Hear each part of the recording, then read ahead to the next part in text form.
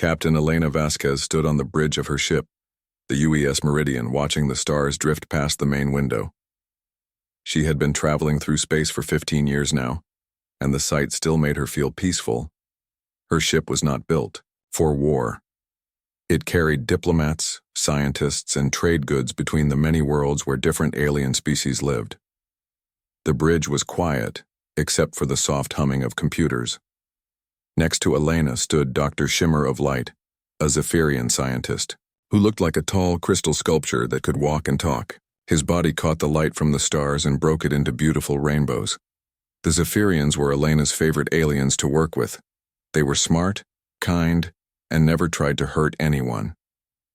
"The calculations are complete," Shimmer of Light said, in his musical voice that sounded like wind chimes. "The new engine design will increase travel speed by 30%. Elena smiled. "That's great news. Your people and my people make a good team." This was true. Humans were good at building things and fixing problems. Zephyrians were good at math and understanding how the universe worked. Together, they had created amazing new technologies that helped everyone in the galaxy live better lives. The Meridian was flying toward Crystalis Prime, the main world of the Zephyrian people. It was covered in tall crystal cities that sparkled in the light of their blue sun. Human engineers and Zephyrian scientists worked together there in big research centers. They built better computers, faster spaceships, and medicines that could heal many different types of alien bodies. Elena walked to the communications center where Lieutenant Park was listening to messages from across the galaxy. "Any news from Earth?" she asked. "The usual trade reports," Park said. "Oh, and Admiral Chen wants to know if we've heard anything strange about the Kratos lately." Elena's good mood faded a little. The Kratos hegemony was a group of worlds, controlled by a species that looked like giant lizards with thick armor covering their bodies. They were always trying to take over new planets and make other species serve them. Most aliens in the galaxy were afraid of them. "What kind of strange things?" Elena asked. "Some Zephyrian merchant ships have gone missing near Kratos space. 3 ships in the past month. No distress calls, no wreckage found." Shimmer of Light's crystal body dimmed, which happened when Zephyrians felt worried or scared. "My cousin was the navigator on one of those ships," he said quietly. Elena put her hand gently on his shoulder. Zephyrians felt emotions very strongly, and they cared deeply about their families. "We'll help find out what happened," she promised. The truth was that most aliens in the galaxy thought humans were nice but not very dangerous. They knew humans were good at trading, building things, and keeping peace between different species. But they also thought humans were weak compared to species like the Kratos, who had big weapons and loved to fight wars. This made Elena think about something that most aliens did not know. Hidden deep in human space were old files and records that told a different story about humanity. These files talked about wars that happened long ago on Earth and between human colonies. They told about weapons that could destroy entire planets and battles that killed millions of people. But humans had made a choice. They decided to lock away those terrible weapons and never use them again. They chose to help other species instead of conquering them. They chose to build instead of destroy. Most humans never even knew about the old weapons because the government kept them secret. Elena's thoughts were interrupted when the ship's computer announced they were approaching Crystalis Prime. Through the main window, she could see the beautiful crystal cities rising from the planet's surface like enormous jewels. Ships from many different species flew between the cities, bringing visitors and trade goods. "It's always beautiful," Shimmer of Light said, his body brightening with happiness at seeing his home. "Yes, it is," Elena agreed. "Your people have built something wonderful here." As the Meridian flew down toward the main spaceport, Elena saw human workers and Zephyrian scientists working together to unload cargo ships. Children from both species played together in the station's parks. It was exactly the kind of peaceful cooperation that made Elena proud to be human, but she could not shake the feeling that something bad was coming. The missing Zephyrian ships worried her. The Kratos were not known for taking prisoners or showing mercy. If they were attacking peaceful merchant vessels, it meant they were planning something bigger. After the ship landed, Elena walked through the crystal corridors of the spaceport with shimmer of light. They passed shops selling goods from dozens of worlds and restaurants where beings of many species ate together. This was what the galaxy could be when everyone worked together instead of fighting. Elena, Shimmer of Light said as they reached the main research center, I must tell you something. The Council of Crystals has been receiving strange messages. What kind of messages? Warnings. Someone has been telling us that humans cannot protect us if real trouble comes, that we should find stronger allies. Elena felt anger growing in her chest, but she kept her voice calm. Who is sending these messages? We do not know.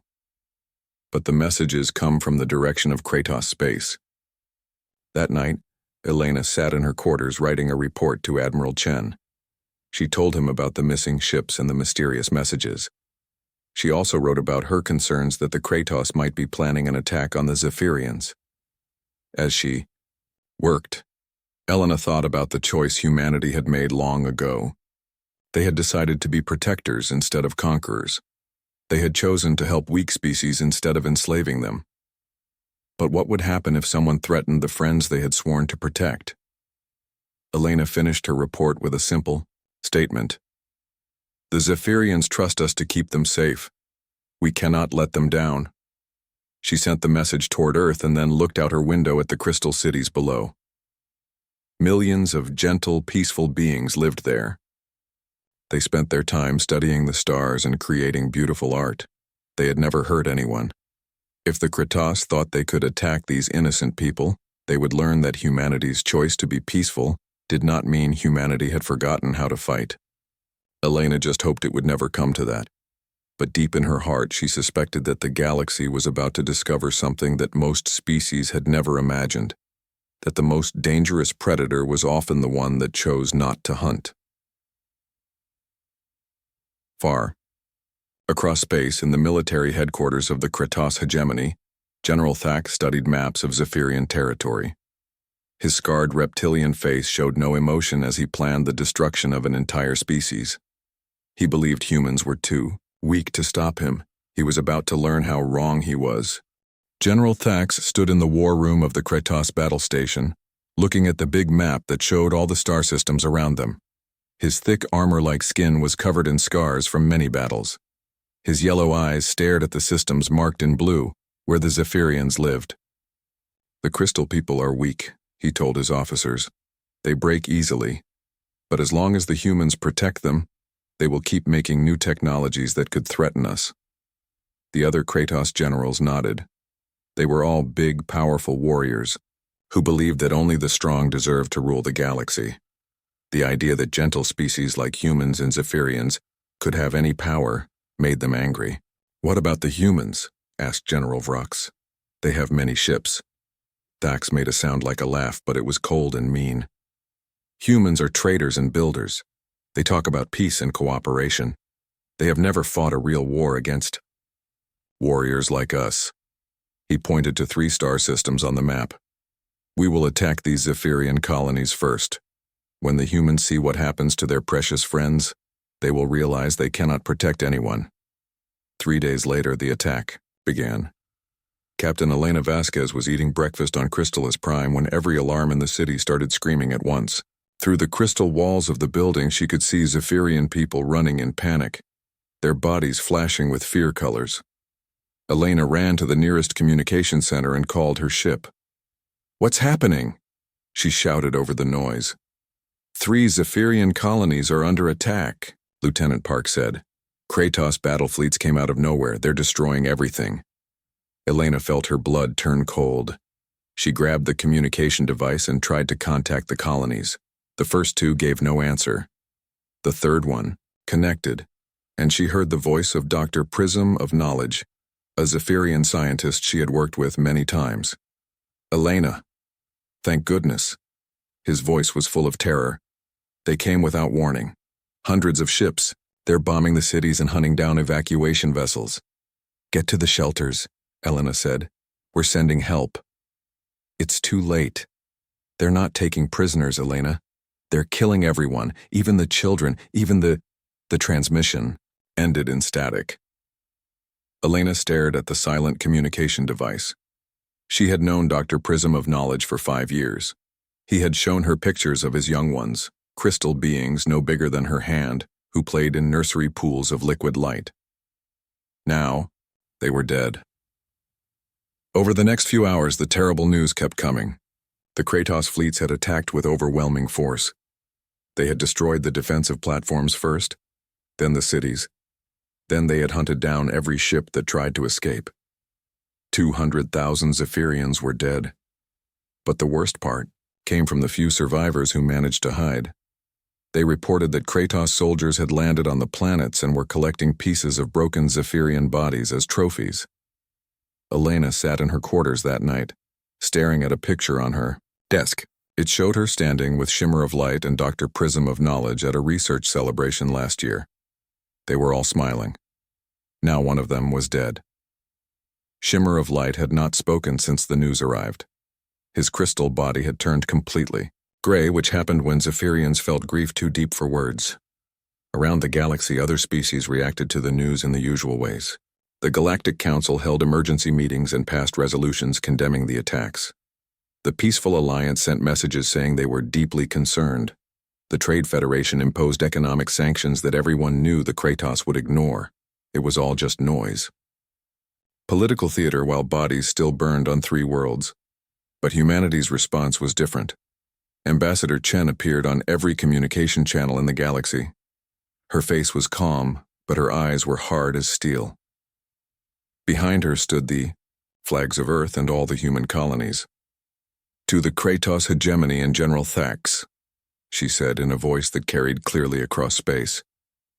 "You have been warned once. Return all prisoners and survivors to Zephyrian space immediately. Cease all hostile actions against the Zephyrian Republic. Submit to galactic justice for the war crimes you have committed." She paused, and in that pause, something seemed to change in the air itself. "If you refuse, you will confront absolute destruction. You have 72 hours. The message ended. General Thax watched the human message in his war room and laughed so hard that his armor plates rattled. "Destruction," he roared. "From merchants and engineers? What will they do? Throw calculator at us?" His officers laughed too. Everyone in the galaxy knew that humans had no real weapons. They had patrol ships and cargo vessels, but nothing that could threaten the mighty Kratos war fleets. "Send a message back," Thax ordered. "Tell them that warriors do not negotiate with weaklings.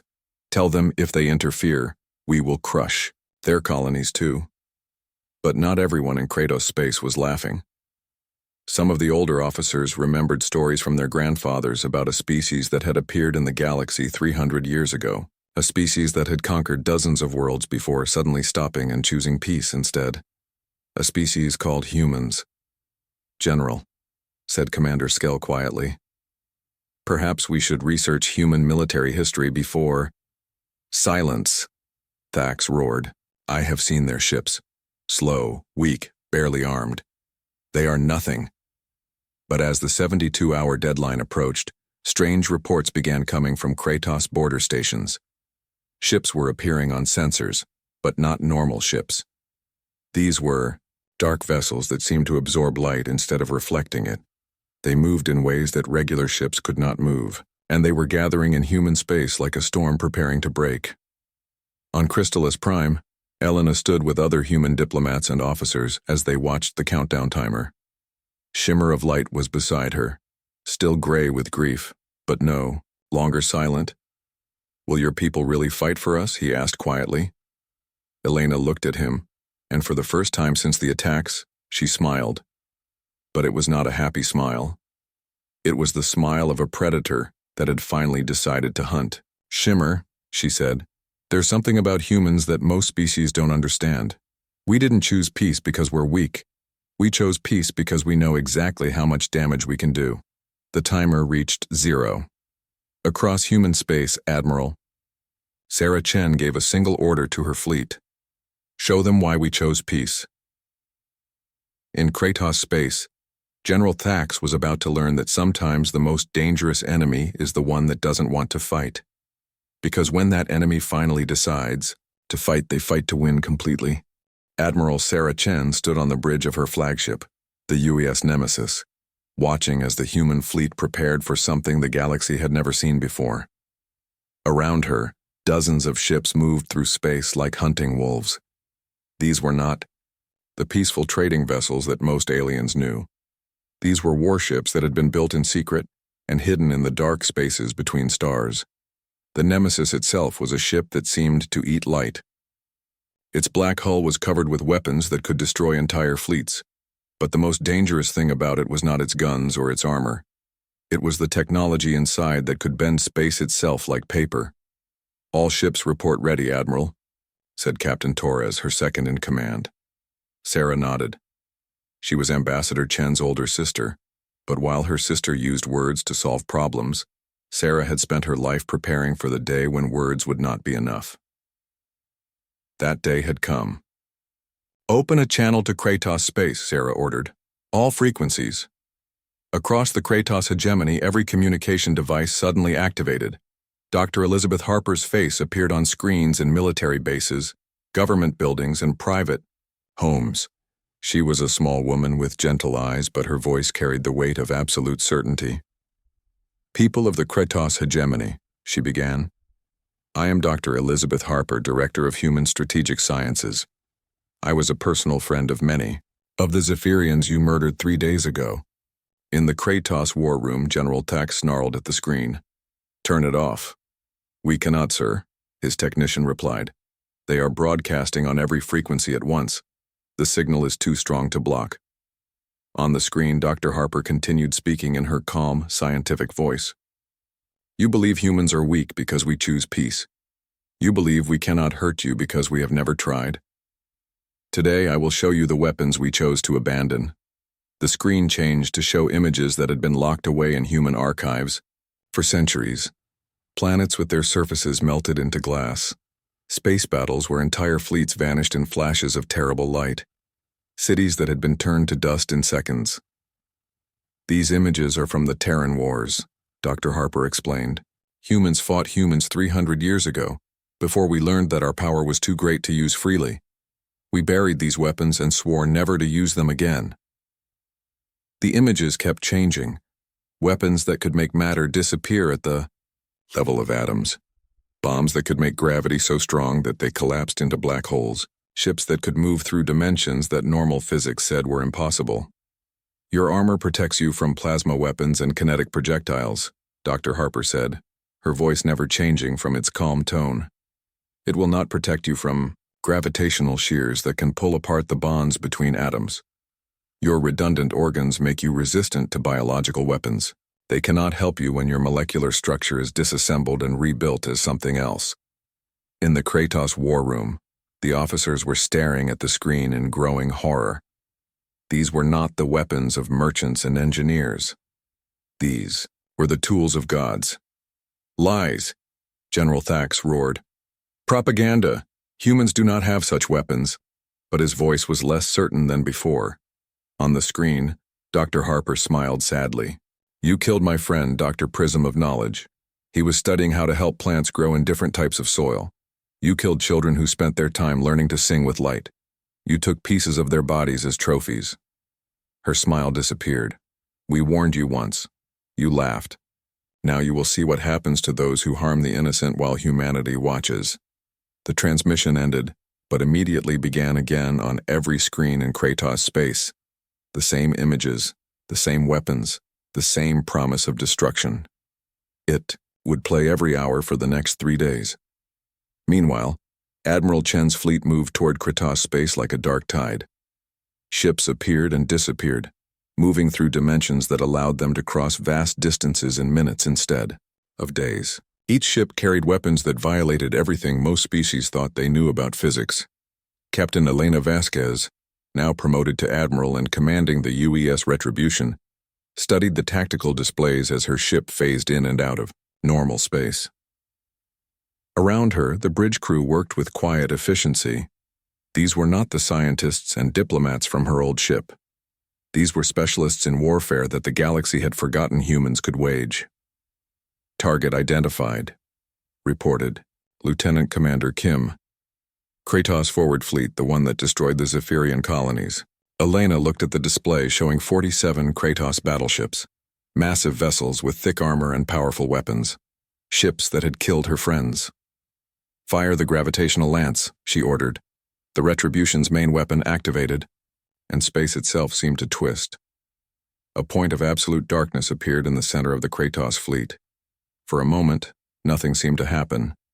Then the darkness expanded, and 47 warships simply ceased to exist. They were pulled apart atom by atom, and compressed into a space smaller than a marble. The artificial black hole lasted for exactly 3 seconds before collapsing safely into another dimension. Across the galaxy, species that had been monitoring the situation watched their instruments in disbelief. An entire fleet had vanished without firing a single shot. On the Kratos homeworld, General Thax stared at reports from his forward commanders. The numbers made no sense. His scouts reported that human ships were appearing inside Kratos' defensive lines, attacking from impossible angles, then disappearing again before return fire could be targeted. "How many ships do they have?" he demanded. "Unknown, sir. They appear on sensors, attack, then vanish. We cannot track them through whatever technology they are using." General Thax felt something he had never experienced before in his long career. Fear. Not fear of death in battle, which was honorable, but fear of an enemy that was so far beyond his understanding that fighting them seemed like trying to punch the darkness between stars. "Send a message to the human fleet," he ordered. "Tell them, we are willing to negotiate terms." His communication officer tried for several minutes, then looked up with confusion. "Sir, they are not accepting our transmissions." On the bridge of the Nemesis, Admiral Chen received the Kratos attempt to communicate and deleted it without reading it. She turned to her communication officer. "Send them Dr. Harper's previous message," she said calmly. "The one about surrender being offered 72 hours ago." Minutes later, Dr. Harper's voice filled the Kratos war room again. "You had your chance to surrender. You chose to laugh instead. Surrender was a gift we offered once. That gift has expired. We will accept only your complete and total defeat." "General." Thax smashed his fist into the communication console, cracking the screen. Around him, his officers looked at each other with growing panic. The humans were not following the normal rules of war. They were not interested in territory or resources or glory. They wanted justice. Complete, absolute, and final. And for the first time in their history, the Kratos began to understand what it felt like to be the prey instead of the predators. The war that followed was unlike anything the galaxy had ever seen. It was not a battle between equal forces. It was an extermination carried out with scientific precision. Admiral Sarah Chen stood on the bridge of the Nemesis as her fleet entered, the heart of Kratos space.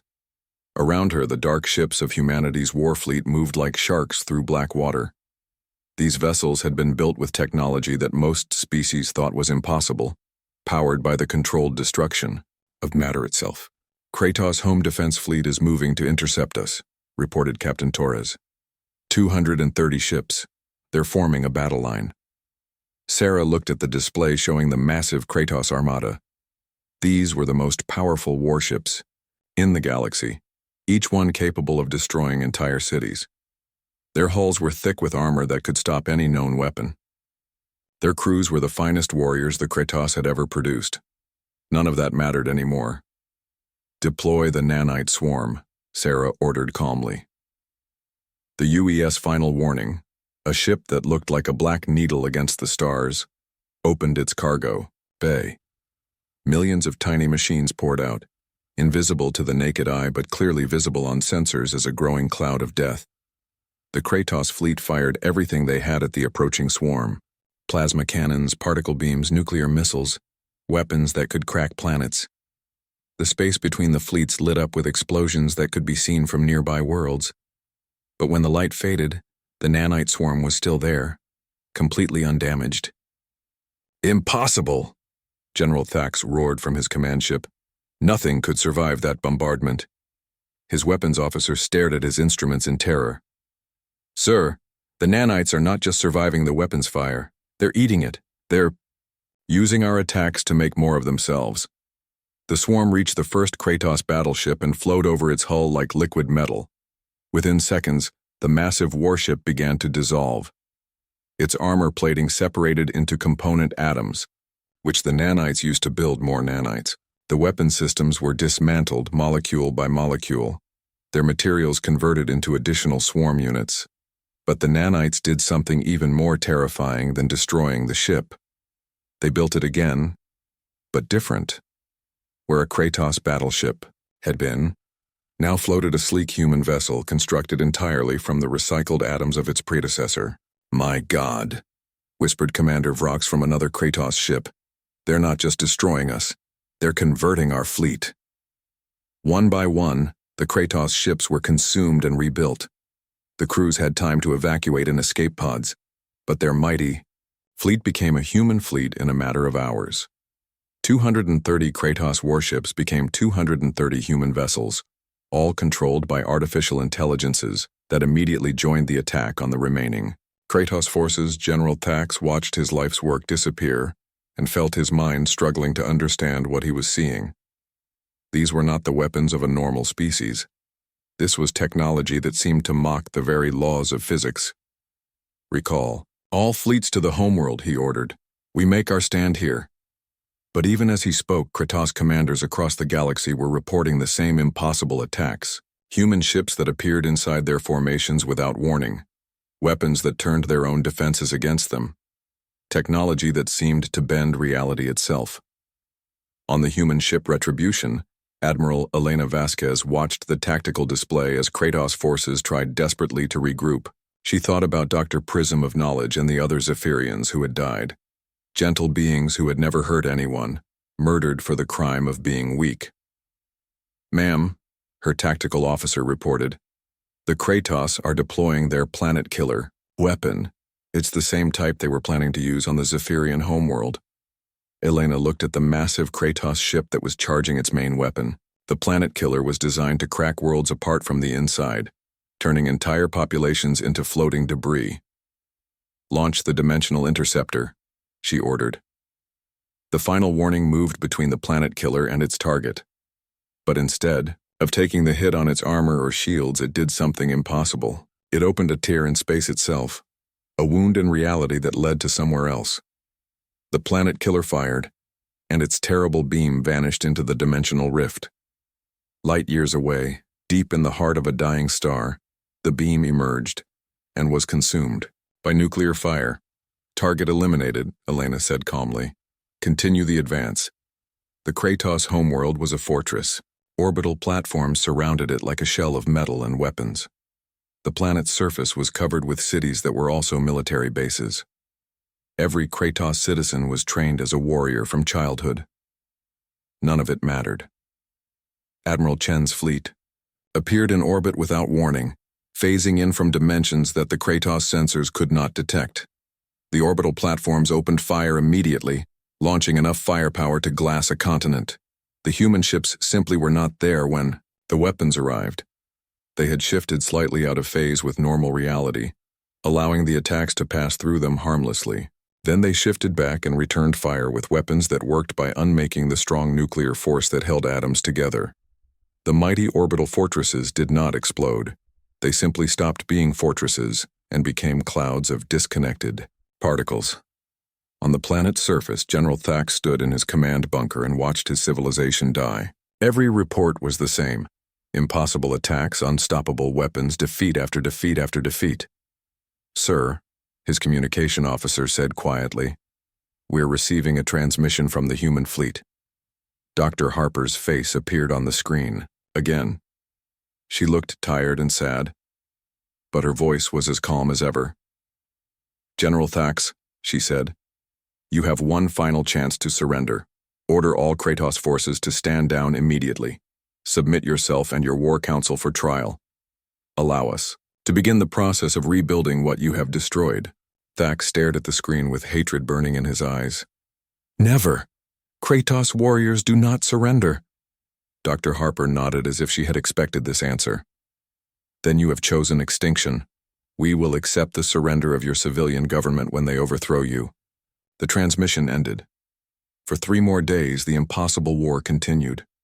Human fleets appeared wherever Kratos forces gathered. Weapons that defied understanding turned the strongest defenses into cosmic dust. Ships that moved through folded. Space struck targets before they could even be detected. But the humans were precise. They destroyed only military targets. Civilian areas were left untouched. Evacuation ships were allowed to flee safely. Food and medical supplies were delivered to refugee camps by unmanned human drones. It was not the behavior of conquerors. It was the behavior of gardeners pulling weeds to protect their flowers.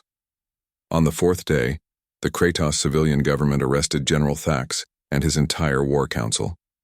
They sent a message to Admiral Chen offering total surrender. The age of Kratos' military power was over, and across the galaxy, every species now understood that the quiet, peaceful humans were the most dangerous predators in space, precisely because they chose not to be predators at all. The surrender ceremony took place among the floating ruins of what had once been Dr. Prism of Knowledge's research station. Admiral Sarah Chen stood in the main laboratory where her friend had worked on projects to help different species grow food together. The walls were still marked with scorch marks from Kratos weapons. General Thax knelt before her in chains, his proud armor stripped away.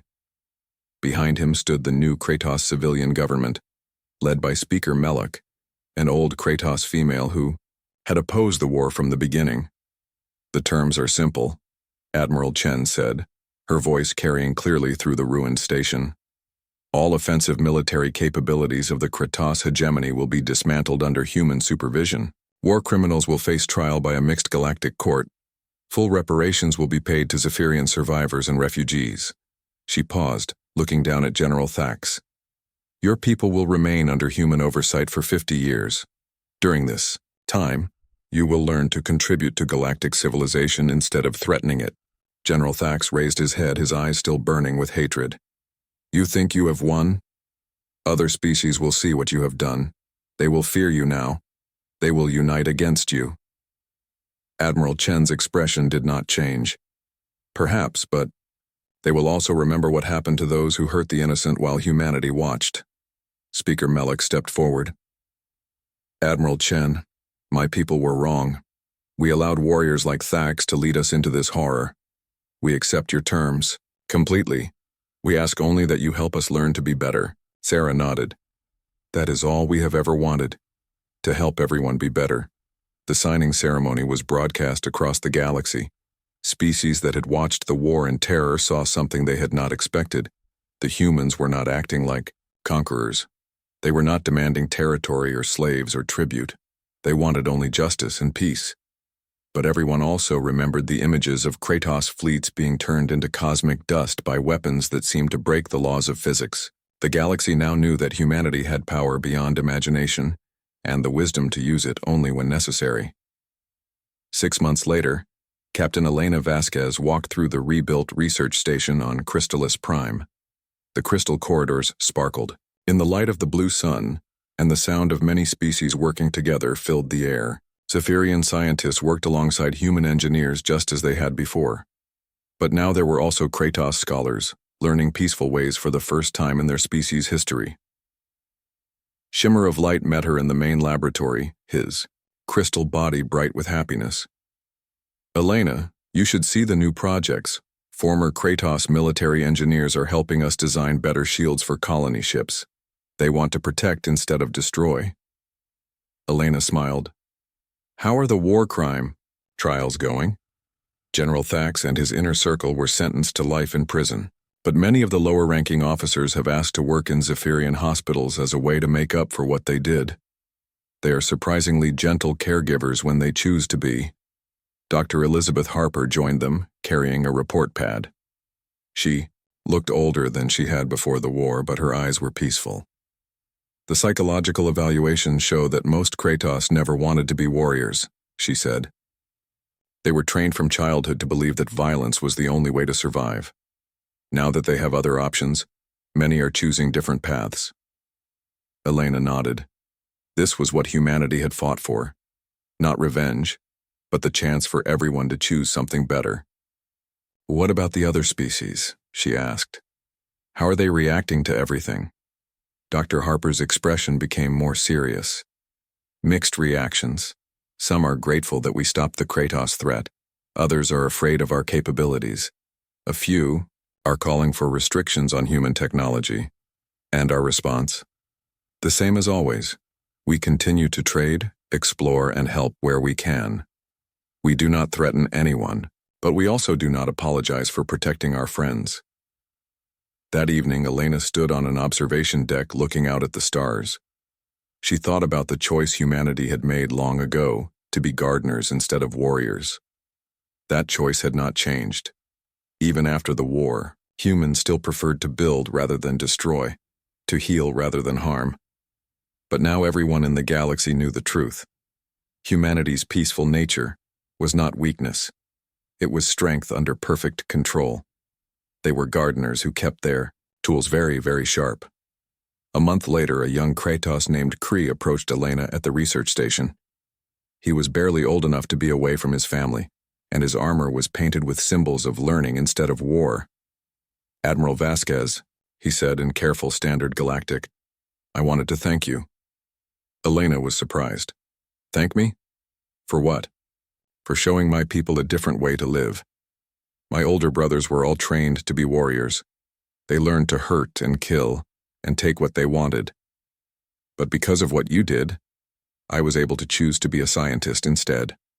He held up a small device that glowed with soft light. "I designed this with my Zephyrian study partner. It helps crystal plants grow in different types of soil. It will help feed people instead of fighting them." Elena took the device and examined it. It was beautiful work, combining Kratos engineering strength with Zephyrian mathematical elegance. "This is wonderful, Kree. Dr. Prism of Knowledge would have loved to see this." The young Kratos looked sad. "I wish I could have met him. My study partner tells me he was very kind." "He was, and he would have been proud to know that his research continues through students like you." As Kree walked away, Elena thought about the memorial wall that had been built in the station's main corridor. It listed the names of all the Zephyrians who had died in the Kratos attacks. At the bottom, carved in both human letters and Zephyrian, crystal script were the words, "They were warned once." That was enough. But now, looking at the young beings of many species working together in the station, Elena thought the memorial could have said something else. They chose peace. We chose to protect that choice. Across the galaxy, the new balance held. Trade flowed between worlds. Scientific discoveries were shared freely. Disputes were settled through negotiation instead of warfare. And in the dark spaces between stars, human ships continued their quiet patrols. They were crewed by scientists and diplomats and engineers just as they had always been. But everyone now knew that if needed, those ships could become something else entirely. The galaxy was safer because its most powerful species had chosen to be gardeners, and everyone remembered what happened to those who tried to destroy the garden. On Earth, in the deep archives where humanity's old weapons were stored, the seals remained unbroken. The terrible tools of war lay silent in their vaults, waiting for a day that would hopefully never come. But if that day ever arrived, if someone again chose to threaten the innocent while humanity watched, the galaxy would remember the words that had echoed through space. "You have been warned once." And once, it turned out, was enough.